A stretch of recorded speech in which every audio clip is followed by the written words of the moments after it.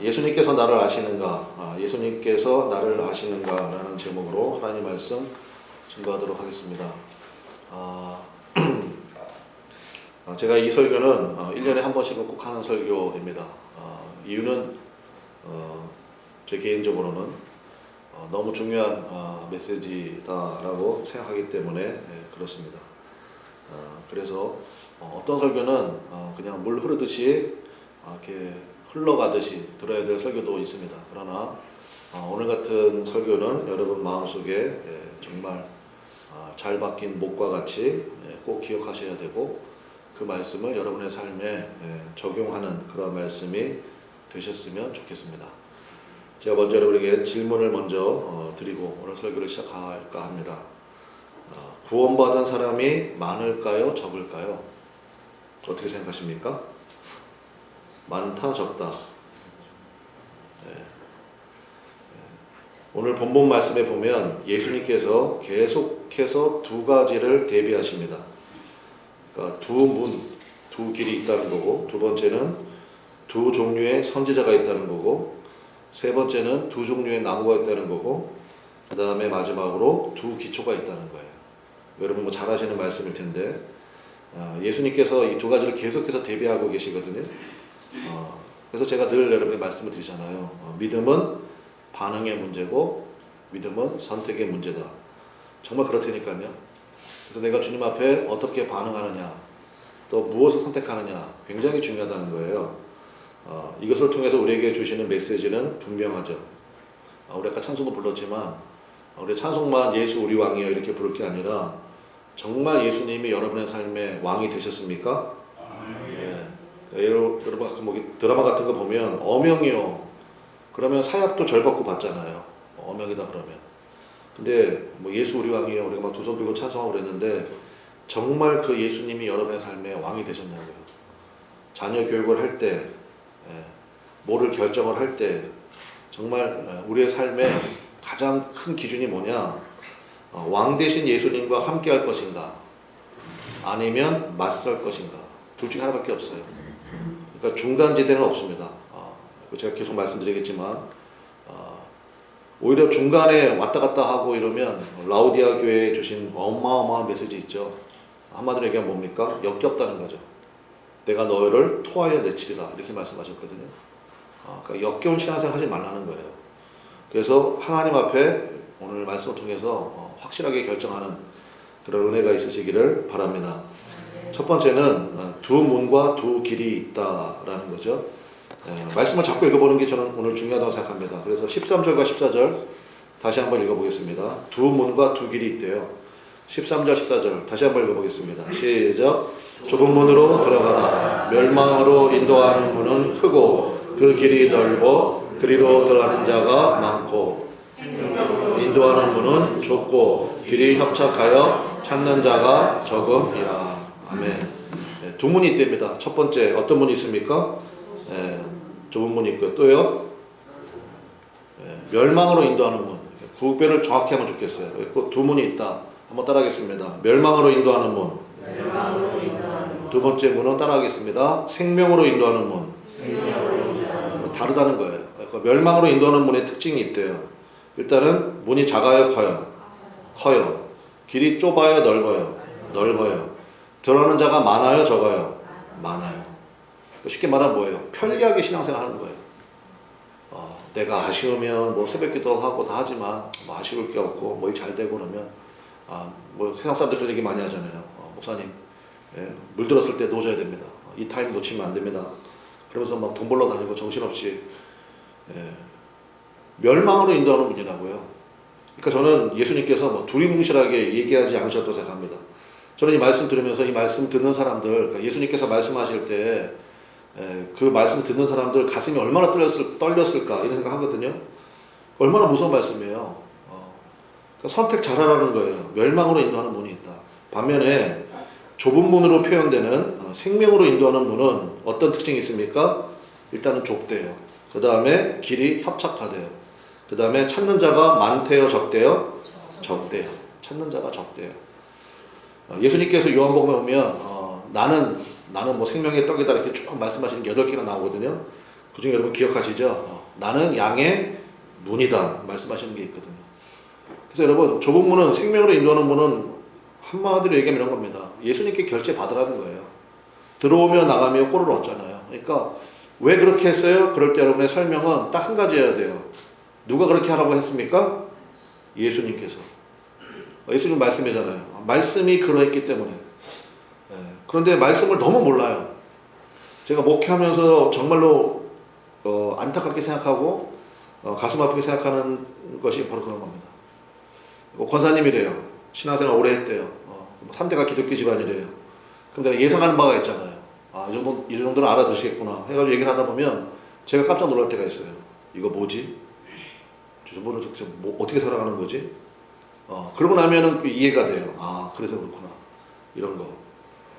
그래서 여러분, 예수님이 여러분의 삶의 결정의 원인 되시기를 주님의 이름으로 간절히 축원합니다. 첫 번째 얘기하셨어요. 두 번째는 뭐냐? 두 종류의 선지자가 있대요. 두 종류의 선지자. 그게 15절과 16절입니다. 15절과 16절 마찬가지로 한번 같이 읽어보겠습니다. 시작. 거짓 선지자들을 삼가라. 양의 옷을 입고 너희에게 나오나 속에는 노략질하는 일이라. 그들의 열매로 그들을 알지니 가시나무에서 포도를 또는 엉겅퀴에서 무화과를 따겠느냐. 두 종류의 선지자. 첫 번째 어떤 선지자가 있다는 겁니까?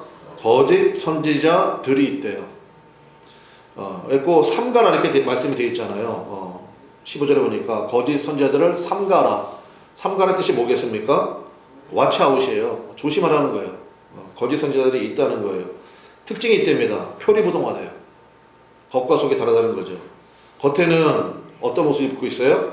양의 옷을 입고 있어요. 세상에 그렇게 친절할 수가 없고 딱 봐도 막 기도 많이 하는 분 같고 뭐 이런 거 느껴 주신다는 거예요. 그 다음에 뭐 들려면 손에 보니까 사람도 많이 모인다 그러고 뭐 여러 가지 것들 뭐 병이 났다 그러고 거기서 기도 받으면 뭐 사업 잘 된다 그러고 뭐 사람들이 많이 몰린다는 것입니다. 그런데 속에는 뭐가 있대요? 무슨 일이요? 노략질하는 일이에요. 그래서 뭐 여러분 그런 얘기 들어보셨죠? 예수님께서는 분명히 양을 먹이라 말씀하셨는데 거짓 선지자들은 양을 어떻게 한대요? 먹는 데잖아요. 양을 먹이라 했는데 양을 먹으라로 알아가지고 뭐 이렇게 양을 잡아먹고 막 그런 얘기 들어보셨잖아요. 그래서 조심하라는 거예요. 그러니까 어느 시대고 있다는 것입니다. 그 기준을 목사님 그럼 어떻게 판단합니까? 뭐로 알게 된다는 거예요? 열매로 알게 된대요. 그리고 열매로 안다. 그럼 거짓 선지자들이 있으니까 어떤 선지자들이 있겠습니까? 참 선지자들이 있겠죠. 참 종들이 있다는 것입니다. 특징이 뭐냐? 이거 반대로 하면 되겠죠. 그러니까 겉과 속이 일치가 된다는 거예요. 인테그리티라는 영어 단어가 있는데 그건 우리말로 번역이 잘 안 되는 것 같아요. 근데 그게 이거 같아요. 그러니까 완전한 일치예요. 일치가 있어야 된다는 것입니다. 거짓말 하면 안 되겠죠. 그냥 있는 거 그대로 그런 모습. 그러니까 저 같은 목사들이 정말 이거 조심해서 들어야 되고 정말 몸부림쳐야 되죠. 하나님 앞에 연약함이 있고 부족함이 있지만 참 선지자의 길에 설 수 있도록 그거 굉장히 중요하다고 생각합니다. 목사님 저는 그렇지만 또 여러분들 같은 경우는 어때야 됩니까? 분별이 있어야 되겠죠. 정확한 분별이 있어야 된다라는 것입니다. 어제 뭐 어느 교회로 얘기는 안 하겠습니다. 어떤 분들 한 세 분이 오셨어요. 제가 만나지 않고 제 아내가 만났는데 목적은 이유는 딱 한 가지예요. 여러분 교회 가면 어때야 돼요? 좋아야 되잖아요. 은혜가 있고 정말 우리 교회에 대한 간절함이 있고 사랑이 있고 그래야 되는데 제가 전에 들은 얘기긴 하지만 뭐 한번 만날 것도 같지만 너무 걱정이 되더라고요. 그래서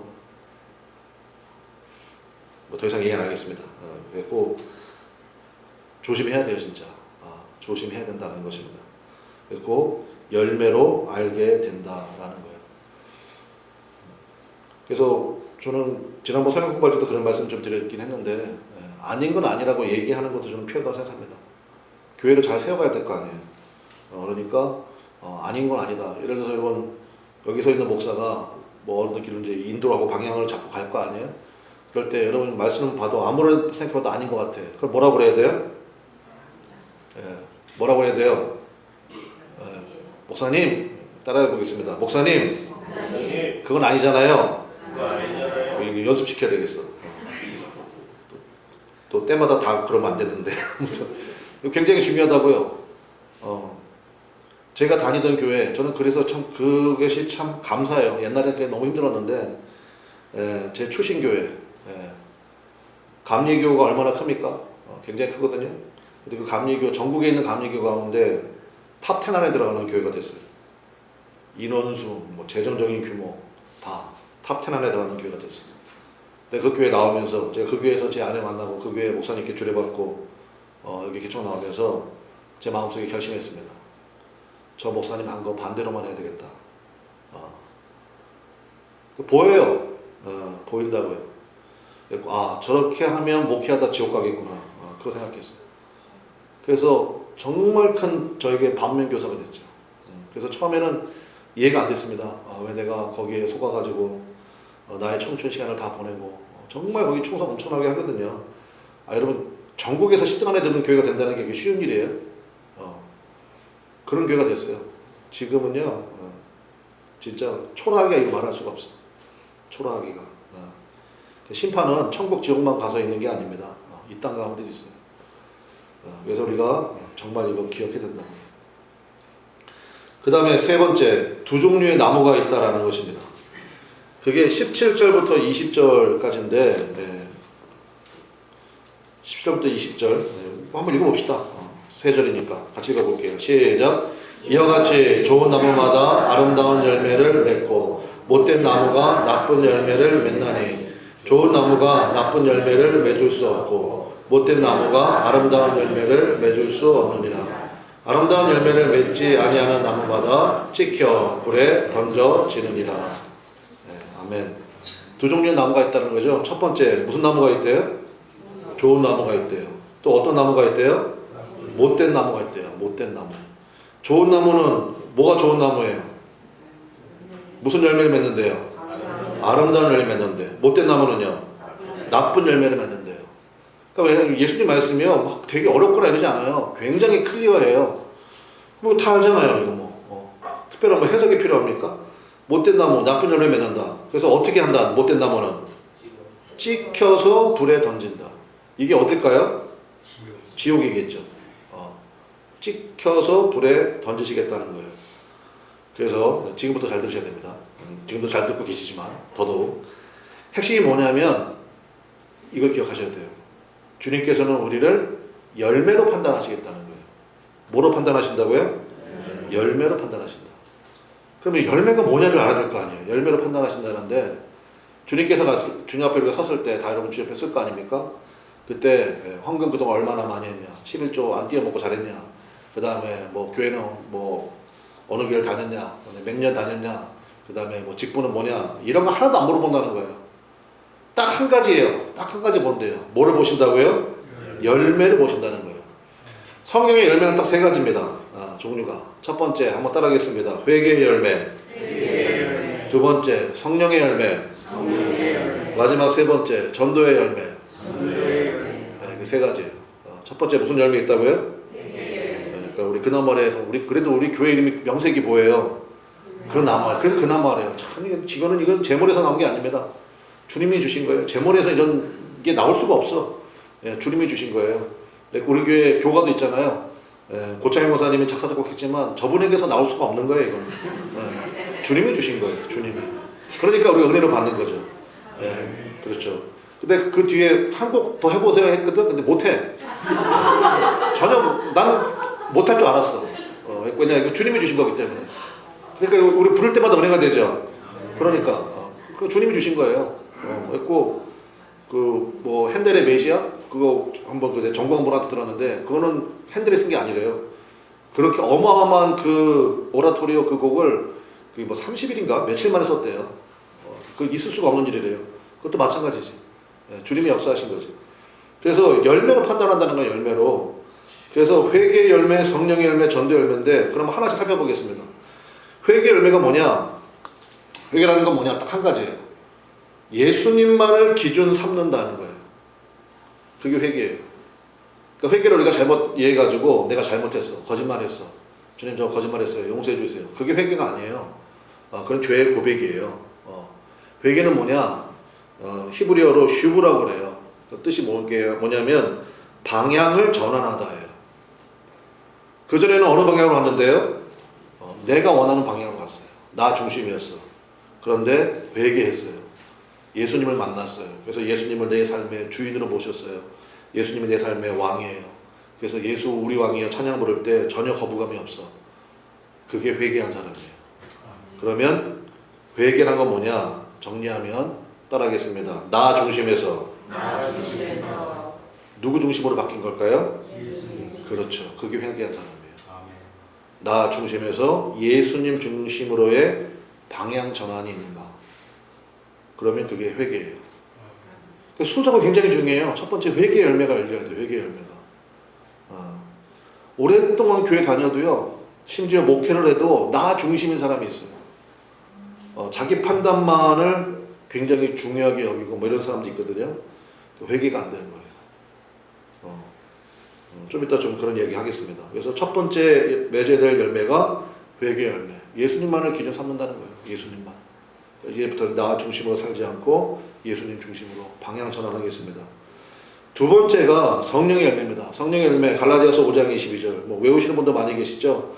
오직 성령의 열매는 사랑과 희락과 화평과 오래 참음과 자비와 양성과 충성과 온유와 절제니 이 같은 것을 금지할 법이 없느니라 이렇게 되어 있는데 그래서 여러분 성령의 열매 많이 맺으시기를 바랍니다. 근데 이거를 여러분이 오해하시는 분들이 있어. 그래서 그래 성령의 열매는 다 인격과 관계가 있구나. 이제부터 나는 인격을 닦아야 되겠다. 그 방향으로 가면은 잘못되는 거예요. 여러분 제가 한번 우리 까놓고 얘기해 봅시다. 여러분 사랑이 있어요? 대답하지 마요. 서로 시험 드니까. 여러분 희락이 있어요? 희락이 뭐냐? 기뻐할 게 없는 것도 없는 상황에서도 기뻐하는 게 희락이에요. 그러냐고. 여러분은 희락 충만해요? 짜증 충만해요? 얘기하지 마요. 얘기하지 말아요. 화평은 뭐냐? 평화와 화평은 또 다른 거 아시죠? 화평은 평화가 없는 곳에 평화를 만들어내는 힘이에요. 이게 화평이라고. 오래 참은 뭐예요? 3세번만 지나가면 그냥 반 죽여놓잖아 그냥. 그러니까 그것도 없고 자비 그 다음 건 말할 것도 없지. 그럼 이게 뭐예요? 그러니까 성령의 열매를 들으면서 우리가 뭐가 돼야 되냐면 그래 내가 저 9가지 열매 맺어보겠어. 바보의 바보. 성령의 열매를 딱 들으면서 여러분 속에 뭐가 나와야 되느냐? 탄식이 나와야 돼요. 이거 내 힘으로 못합니다. 탄식이 나와야 돼요. 탄식이. 우리가 도 닦는 사람들이 아니잖아요. 우리 여기 어떻게 이거를 그러니까 이걸 성령의 열매 딱 얘기 들었을 때 주님 이거 제가 못하는 건데요. 탄식이 나와야 돼요. 그러니까 주님 저를 불쌍히 여겨주십시오. 기도 중에 최고의 기도가 그러고 그랬잖아요. 주님 저를 불쌍히 여겨주세요. 불쌍히 여기시면 뒤에 기적이 나온다고 그랬죠. 그러니까 성령의 열매는 한마디로 얘기하면 뭐냐면 예수님과 연합되어 있고 일치되어 있느냐를 물어보는 거예요. 그래야 그것이 진짜 아름다운 열매라는 것입니다. 무슨 얘기입니까? 예수님께서 요한복음 15장에 말씀하셨죠. 나는 참 포도나무요 너희는 뭐다? 가지다. 그러니까 여기에 복음이 있는 거예요. 그러니까 우리는 딱 한 가지만 하면 돼. 내가 성령의 열매 지금부터 맺을 거야. 그래서 나는 목사님 저는요 교회 생활하면 이 사람하고 충돌하고 저 사람하고 너무너무 안 맞아요. MBTI도 뭐 극과 극이에요. 그래갖고 주님이 아니고 목사님 저는 그래서 그냥 혼자서 신앙생활 하겠습니다. 진짜 죽어요 그러다가. 주님께서 우리에게 주시는 얘기는 뭐냐면 끝까지 붙어 있으라는 거예요. 누구에게? 그렇죠. 예수님에게. 나는 참 포도나무여 너희는 가지다. 네 힘으로 성령의 열매 못 맺는다. 우리 어떻게 하라는 거예요? 끝까지 예수님께 붙어 있기만 잘하라는 거예요. 끝까지 예수님만 붙들라는 거예요. 그러니까 믿음이 뭐라고 그랬어요? 에무나라고 그랬죠? 에무나의 뜻이 뭐라고 그랬어요? 뜻이 뭐예요? 여러분 아시잖아. 제가 많이 얘기해가지고. 뜻이 뭐예요? 견딤이에요. 견딤. 인내요. 인내. 끝까지 주님만 붙어있는 거예요. 정말 죽을 것 같아요. 그래도 주님만 붙잡는 거예요. 너무너무 힘들어요. 그래도 주님만 붙잡는 거예요. 그게 그래야 성령의 열매가 맺혀진다고요. 그래서 예수님이 그거 얘기했잖아요. 내가 포도나무다. 너희는 가지다. 가지가 해야 될 것은 다 뭐냐? 붙어있기만 잘하는 거예요. 그러니까 요한복음 15장이 진짜 복음 중에 복음인 이유가 뭡니까? 붙어있기만 잘하면 한번 따라하겠습니다. 저절로 과실을 맺나니.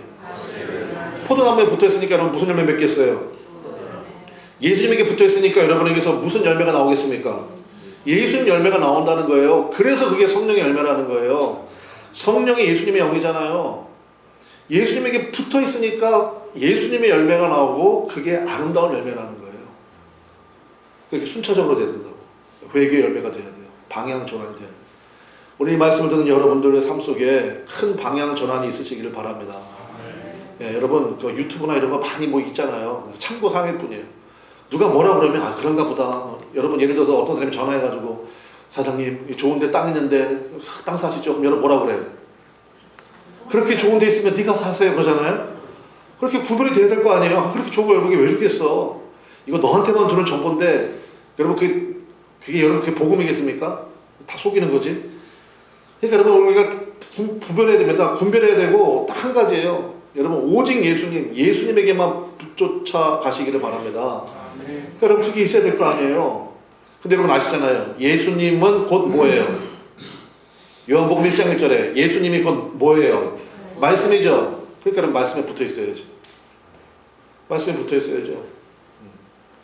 네. 말씀에 완전히 그냥 내가 뿌리를 내리고 또 뿌리를 내리고 여러분 자녀들 있잖아요. 청년들. 우리 지금 노잼수 계속 기도하고 있는데 그 청년들 접촉 좀 만들어줘야 됩니다. 그 아이들이 여기 올 수 있도록 교회에 올 수 있도록 그거 굉장히 중요한 거예요. 근데 얘네들한테 야 교회 가자 그러면 그게 뭐 누가 얘들이 뭐 가고 싶겠어요? 너무 힘들지. 그런데 뭔가 그 아이들이 원하는 것을 교회에서 제공해 주면서 그러면서 그 아이들에게 이거 줘야죠. 이거 그 인생에 예수님만이 나의 모든 것 되시는구나. 그 고백할 수 있도록 해주고 그 다음에 예수님에게 붙어있는 삶 할 수 있도록 도와주고. 그러니까 우리 신앙 가지신 부모님들이 하실 일은 딱 그거 한 가지예요. 뒷바라지가 다른 게 아니라고요. 딱 그거 한 가지. 그 자녀 입에서 엄마 아빠 나 진짜 예수님밖에 없어. 나 예수님만 붙들고 갈 거야. 그러면 그 다음부터는 뭐 마음대로 하라고 그냥 그 다음부터는 방목이에요. 그 다음부터 손대지 마요. 근데 그게 안 될 때까지는 정말 눈물로 기도하고 하나님 앞에 매달리고 모세가 그 출애굽기 보면 생명 걸고 기도하잖아요. 이 백성들을 내가 멸망시켰다 할 때 모세가 아유 그래요 주님 좀 늦은 감이 있지만 좋은 선택입니다. 나도 더 이상 못해 먹겠습니다. 얘들 말 더럽게 안 듣잖아요. 다 없애버리세요. 모세가 그랬던가요? 주님 한 번만 살려주십시오. 이 백성을 없이 하시거든 차라리 제 이름을 먼저 주의 생명책에서 지워버려 주옵소서. 그런 기도가 있어야죠. 여러분 자녀에 대해서 여러분 부모님들이 그런 눈물의 기도가 있어야 됩니다. 그거 어떡할 거예요? 그거? 그렇게 내비둘 거예요 그냥 그렇게? 결과가 뻔한데? 자기가 중심되면 나쁜 열매 맺어요. 나쁜 열매 맺으면 어떻게 된다고 그랬어요 예수님이? 여러분 얘기해봐요. 나쁜 열매 결과가 뭐예요? 찍어서 불에 던지되잖아요. 여기 뭐 변명이 있습니까? 뭐 어떻게 할 거예요 여러분? 정신 차려야 된다고요. 그래서 성령의 열매가 바로 그거라고요. 방향 전환 확실하게 하고 그 다음에 예수님에게 붙어 있어라. 그 다음에 세 번째가 무슨 열매라고 했습니까? 전도의 열매. 전도라는 게 인도랑 다르다고 했죠. 내가 누구를 설득하고 해가지고 교회 데리고 와가지고 예배 드릴 수 있도록 그다음에 교회 등록할 수 있도록 그건 인도야 인도. 예수님 우리에게 인도하라고 그러지 않았어. 전도하라고 그랬어. 전도는 뭐예요? 자랑하는 거야 자랑하는 거예요. 여러분 어디 가서 맛집 가서 뭐 허름한 집이야. 근데 가서 먹었는데 너무 맛있어. 그럼 자랑해요 안 해요? 자랑하지. 그게 전도라고요.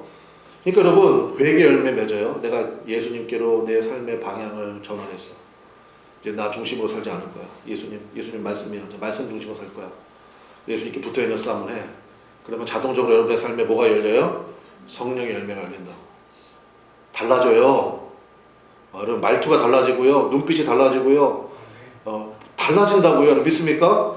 달라져요. 달라진다고. 그러고 나니까 자랑이 되는 거예요.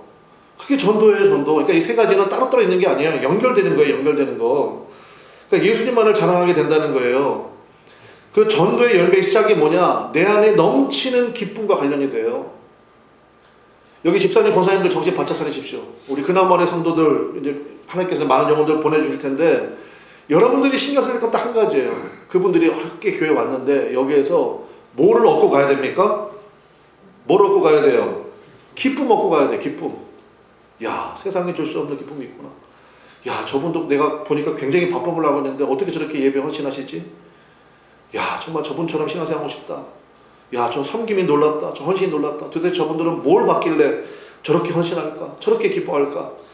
그런 자극이 돼야죠, 자극이. 와, 가봤더니 이거 뭐 집사를, 뭐 권사든지 뭐 이거 예배 드리는 게 뭐 나보다 더 뭐 형편없고 그러면 도대체 이 교회는 뭐 어떻게 된 교회야? 이럴 거 아니에요? 정신 차리시라고요, 정신. 특별히 성경에서 나오는 모든 면류관은 전도의 열매와 직접적인 관련이 있습니다. 그러니까 이게 마지막이에요, 마지막. 회개의 열매, 성령의 열매, 전도의 열매. 그러니까 여기까지 가게 되면 그럼 뭐 그러니까 예를 들어 저는 이런 것 같아요. 너 회개만 했어? 그럼 회개의 면류관 주고 성령의 열매 맺었네. 인격이 참 훌륭하십니다. 성령의 면류관 이게 아니라고요. 세 가지가 연결된 거예요. 무슨 얘기인지 아시겠죠? 그렇죠. 방향 전환했고 예수님께 붙어 있고 그러니까 예수님만 자랑하게 되고 그러니까 당연히 면류관이죠. 뭐. 그래서 예수님께서 이 얘기를 하신 거예요. 열매로 내가 너희를 판단하겠다는 거예요. 그러면 우리가 이제 이거 생각하면 되겠죠. 열매 맺는 법. 붙어있기만 잘하면 된다고 그랬는데 성경이 너무너무 좋은 거예요. 뭐 우리가 뭐 변명할 수도 없고 그냥 한글만 읽을 줄 알면 이 말씀을 그냥 뭐 너무너무 쉽게 다 이해할 수 있습니다. 어떻게 하면 열매 맺느냐? 21절부터 24절까지인데 우리 한 절씩 보겠습니다. 열매 맺는 법 첫 번째 21절 한번 읽어보겠습니다. 시작. 나더러 주여 주여 하는 자마다 다 천국에 들어갈 것이 아니요 다만 하늘에 계신 내 아버지의 뜻대로 행하는 자라야 들어가리라.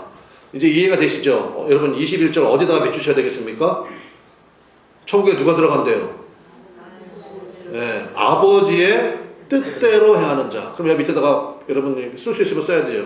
되죠? 뭘 써야 될까요? 내 뜻 포기예요.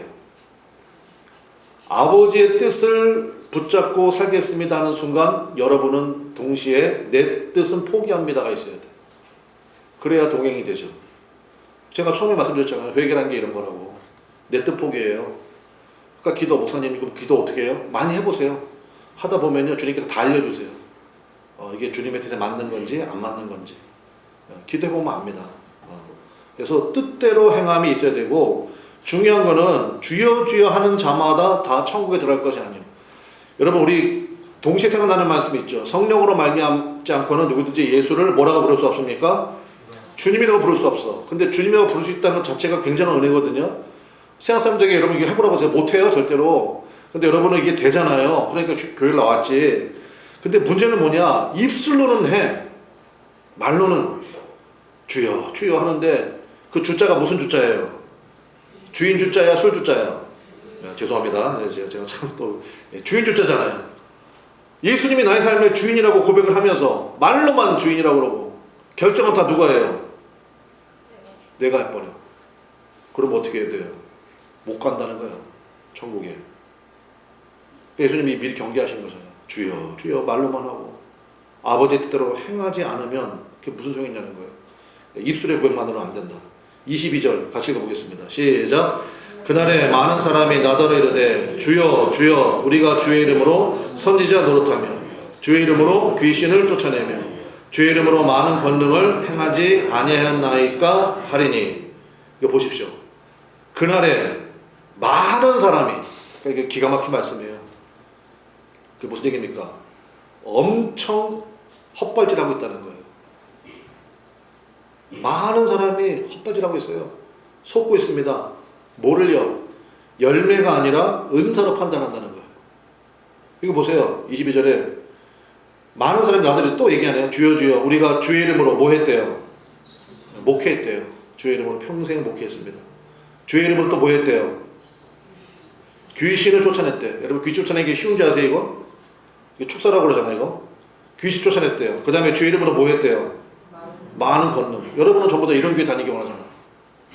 그냥 막 했더니 막 축사가 불러 막 해가지고 막 내보내고 막 안차하고 막 그냥 뒤집어지고 막 쓰러지고 막 그다음에 막 방언 터지고 막 환상 보고 막 그냥 목사님 내 가슴이 막 뜨거워. 아니 그게 나쁘다는 게 아니야. 근데 문제는 뭐냐면 그런 걸 거쳐요. 필요하다고. 그런 걸 거친 다음에 어디로 가야 돼요? 회개를 와야죠. 야, 정말 내가 믿음이 없었는데 이런 체험을 해본 거 보니까 정말 예수님이 계시는구나. 예수님이 살아계시는구나. 그래서 이제부터는 나는 예수님을 내 삶의 주인으로 모셔야 되겠구나. 글로 나가야 되는데 이걸 그냥 여기에만 머물러 있는 거야. 이런 걸 뭐라고 그래요? 이걸 은사주의라고 그래요. 은사주의. 망합니다. 망한다고요. 서울의 어느 교회로 얘기 안 하겠어. 그 교회는 귀신론이야, 귀신론. 내가 보면서 내가 그런 생각하거든. 귀신 나가요, 진짜. 나가는데 여러분, 마가복음에 보면 나오잖아. 귀신 나갔대. 나갔다가 귀신이 여기, 저기 돌아다니다가 갈 데가 없는 거예요. 귀신이 얘기합니다. 아, 그래. 그래도 내가 집이 편하지. 근데 그 사람에게 다시 들어가야 되겠다 하고 들어간다는 거예요. 근데 그 사람의 집이 깨끗이 청소가 되었대. 그래서 불편한 거야. 그래서 떠났어요. 어떻게 했어요? 자기보다 더 더럽고 악한 귀신 7을 데리고 왔어. 그래서 그 집을 차지해버렸어. 그러면 세상의 모든 철학이나 모든 종교는요, 비우는 건 합니다.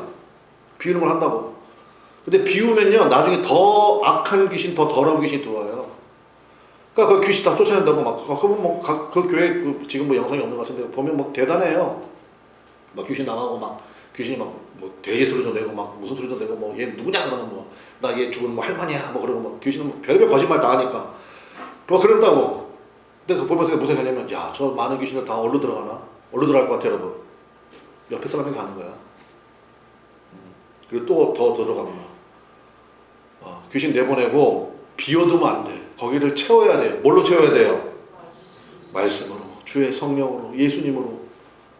예수님을 내 삶의 주인으로 모시고 살아가는 거. 그게 있어야 된다는 거예요. 근데 예수님이 은사주의에 머무르지 않았다는 거예요. 그래가지고 보세요. 그렇게 하면요, 사람들이 무지하게 많이 모이겠죠? 사람들이 많이 모이면 뭐가 많이 모입니까? 돈이 많이 모이겠죠? 그러고 나서 뭐예요? 자기 왕국을 세우는 거예요. 하나님의 나라가 아니에요. 가야바가 그 짓 한 거예요. 예수님 시대의 대제사장. 교인이 얼마예요? 200만이에요. 교인이 100만이라고. 근데 예수님이 그 교회 가가지고 있으면 어떻게 했어요? 채찍 만들어가지고 뒤집어 엎었잖아요. 너네 뭐 하는 거냐고 지금. 왜 장사하냐고. 왜 네 나라 세우냐고. 무서운 말씀이라고요. 주의 이름으로 이거 했다고 천국 가, 이게 다 예수 믿는 사람들 아니에요 지금? 예수님을 주님이라고 부르는데? 그러면 우리 경계를 삼아야 돼요. 아, 예수 믿다가 지옥 갈 수 있구나를 깨달아야 돼요. 누가 그랬어? 예수 믿으면 천국 간다고. 그 믿는 게 뭔데? 뭐 등록만 해놓으면 믿는 거예요? 교회만 다니면 믿는 거예요? 예수님을 내 삶의 주인으로 모셔야지. 그리고 예수님이 하자는 대로 해야지. 요한복음은 첫 이적이 그거라면서요. 무슨 말씀하시는지 그대로 하라. 그랬더니 떨어진 포도주, 물 뭐 다 하시잖아요. 그게 있어야지. 그리고 처음에 어머니가 얘기했을 때는 그게 나랑 무슨 상관이냐 그랬잖아요. 어머니가 알아들었잖아. 종들을 시켰잖아요. 연결해 주잖아. 그게 무슨 얘기예요? 종된 자세로 예수님께 나가라는 거예요. 무슨 말씀하시든지 제가 그대로 하겠습니다. 그 고백이 있지 않으면 22절에만 머물러 있으면 이거 가짜라는 거예요. 그래서 23절 굉장히 무서운 말씀이에요. 같이 가보겠습니다. 첫 마디가 뭐예요? 그때가 뭐예요? 여러분 예수님 앞에 설 때 그때에 같이 읽어보겠습니다. 시작. 내가 그들에게 밝히 말하되 내가 너희를 도무지 알지 못하니 불법을 행하는 자들아 내게서 떠나가라 하리라. 불법이란 말이 굉장히 중요합니다. 내 뜻대로 안 했잖아. 그 얘기예요. 네 뜻대로 했잖아. 네 목회했잖아. 네 영광 취했잖아. 그게 나하고 무슨 상관이야. 네 장사했잖아. 그래서 예수님이 내가 너희를 도무지 모르겠다. 제가 화면에 말씀 하나 준비했는데 한번 보겠습니다. 마태복음 22장 13절 말씀인데 이게 천국잔치에 대한 말씀인데 혼인잔치입니다. 그리고 거기에 대한 말씀인데 예수님이 쫓아내요. 잔치에 왔거든요. 왔다고. 교회 왔다고. 근데 쫓아내요. 예수님이. 왜 쫓아내느냐.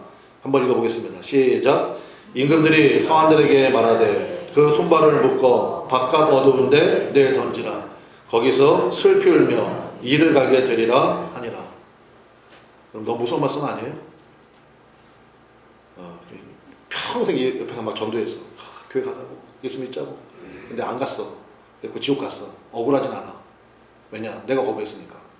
근데 나 평생 목회했는데, 나 교회 장로인데, 내가 교회 헌금하기 지금까지 얼만데, 내가 교회 주방봉사를 몇 년 했는데, 근데 예수님 뭐라 그래요? 내가 너 모르겠대요. 그러니까 슬피 울며 이를 가는 거예요. 정신 차리시라고요. 24절 보겠습니다. 됐습니다. 다음 화면. 24절, 7장 24절. 같이 읽어보겠습니다. 시작. 그러므로 누구든지 나의 이 말을 듣고 행하는 자는 그 집을 반석 위에 지은 지혜로운 사람 같으리니. 여러분 표시하셔야 됩니다. 그러므로 누구든지 어떻게 됩니까? 첫 번째 뭐가 있어야 됩니까? 들음이 있어야 됩니다. 들어야 돼요. 예수님이 여러분의 삶의 왕이시라면서요. 그럼 왕이 하자는 대로 해야 될 거 아니야. 그럼 첫 번째 뭐 해야 돼요? 들어야 되죠. 자, 듣고 그 다음에 뭐 해야 됩니까? 행해야 돼요. 듣는 게 뭐예요? 이게 방향전환이에요. 행함이 뭐예요? 그 다음에 속도죠. 그래서 여러분 이거 꼭 기억하시라고요. 듣고 행하는 거예요. 우리 신앙생활은. 주의 말씀을 듣고. 그래서 여러분 예수 믿는 사람들이 항상 해야 될 기도가 뭐냐? 주의 말씀을 잘 들리기 원합니다. 그래서 저랑 교제를 많이 해보신 분들은 아시잖아요. 복 중에 복이 뭐예요? 말씀이 잘 들리는 복이에요. 그러면 행할 수 있잖아요. 근데 말씀이 안 들려. 그럼 안 들리는데 그럼 어떻게 할 거야, 그러면? 가서 뭐 밭에 가서 일을 할 거예요? 아니면 뭘 할 거예요? 들어야 된다고 하니까 말씀을. 말씀의 결론 맺겠습니다. 25절부터 29절까지 여러분 잘 아시는 말씀인데 두 기초가 있다는 거예요. 반석 위에 지은 집이 있고 모래 위에 지은 집이 있대요.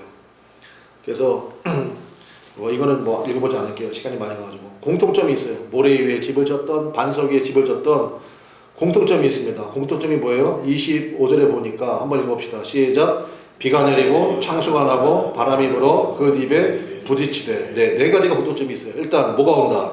비가 온다. 창수는 홍수예요. 홍수가 날 수도 있습니다. 그 다음에 거친 바람을 맞이할 수도 있습니다. 바람이 부딪힐 수 있어요. 이거는 모래의 집을 지었던 반석 위에 집을 지었던 다 공통점이라고요. 예수 믿는 사람이라고 고난이 안 와요? 옵니까 안 옵니까? 와요. 예수 믿는 사람이라고 광야 생활에 있습니까 없습니까? 있죠. 여러분 가운데도 걷는 분이 있잖아요. 예수 믿는 사람이라고 기도보다 다 됩니까? 아니라고요. 처절하게 힘들고 어려운 길을 걷게 하신다고요. 그것 때문에 흔들리면 안 돼요. 그럼 공통적으로 만나는 거예요. 문제는 뭐예요? 차이점이 난다는 거예요.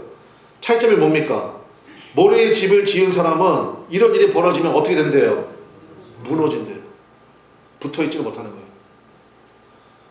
반대로 반석은 예수님이잖아요. 말씀 위에 붙어있는 사람은 어떻게 됩니까? 무너지지 않는다는 것입니다. 말씀을 듣고 깨닫고 그대로 행하면 그게 반석의 집을 짓는 거예요. 그러면요 저는 확실히 믿습니다. 반석의 집을 졌잖아요. 그러면 어떻게 되느냐? 저 그런 거 많이 봤거든요. 바운딩이 돼요. 튀어올라요. 반석이기 때문에 목사님 다 끝났어요. 이제 망했습니다. 안 망하더라고. 더 큰 길이 열리고요. 하나님께서 예상치 못한 길을 확 열어주셔가지고 바운딩이 됩니다. 모래의 집을 졌잖아요. 어떻게 된 줄 아십니까? 그냥 꼬라박아요. 처박혀. 흔적도 없이 사라져버려요.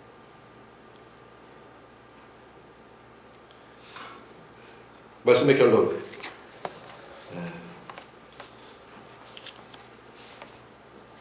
주님께서 우리에게 말씀하시는 게 뭡니까? 확실한 결단을 요구하시는 거예요. 그 이유가 뭡니까? 말로 다 표현할 수 없는 하나님의 사랑이 우리 앞에 있는데 그 말로 다 표현할 수 없는 하나님의 사랑을 나타내신 예수님의 십자가가 우리 앞에 있는데 그것을 무시하고 끝까지 내 주장, 내 고집, 내 아집, 내 편견 신앙생활은 이렇게까지만 해야 돼. 누가 그래요 도대체? 그러지 마십시오. 오직 예수님만을 나의 삶의 주인 삼고 주님께서 인도하시는 대로 내가 가겠습니다. 그 길이 어떤 길이든 그럴 때 여러분을 부요케 하고 여러분을 영원한 영광의 자리에서 감격하게 하실 우리 주님의 사랑이 여러분 앞에 있음을 여러분 믿으시기를 바랍니다. 그대로 반응하십시오. 그 길만이 살 길이에요. 그래서 바라고 원하기는 오늘 말씀을 들은 여러분들이 이 말씀을 여러분의 삶의 표대 삼고 그 기준을 나타내 보여주시기 바랍니다. 그 열매를 보고 여러분의 자녀들도 여러분 주변의 모든 사람들도 그 길을 따르게 될 줄로 믿습니다. 그 은혜의 길을 가라가는 오늘 주님께서 우리에게 너무너무 간절하게 외치시는 말씀 안에 이 말씀 우리가 정말 무게 있게 들어야 돼요. 그래서 주님 제가 그대로 하기를 원합니다. 그 고백할 수 있는 은혜가 있으시기를 주님의 이름으로 간절히 축원합니다. 찬양하겠습니다.